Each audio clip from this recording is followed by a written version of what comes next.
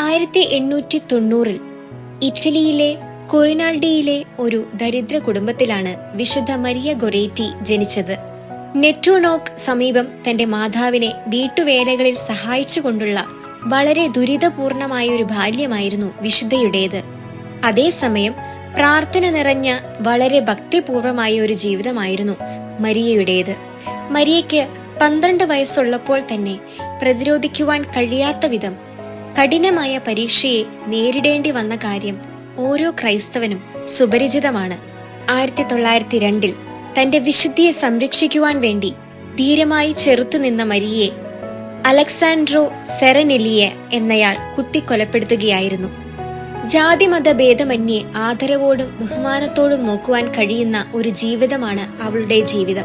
മാതാപിതാക്കൾ ദൈവം തങ്ങൾക്ക് നൽകിയ കുട്ടികളെ എപ്രകാരം നന്മയിലും ധൈര്യത്തിലും വിശുദ്ധിയിലും വളർത്തുവാൻ കഴിയുമെന്ന് മരിയയുടെ ജീവിതത്തിൽ നിന്ന് പഠിക്കേണ്ടിയിരിക്കുന്നു. പരീക്ഷണങ്ങൾ നേരിടേണ്ടി വരുമ്പോൾ പരാജിതരാകാതെ അവയെ നേരിടുവാൻ മരിയ ഗൊരേറ്റിയുടെ ജീവിതം നമ്മോട് ആഹ്വാനം ചെയ്യുന്നു.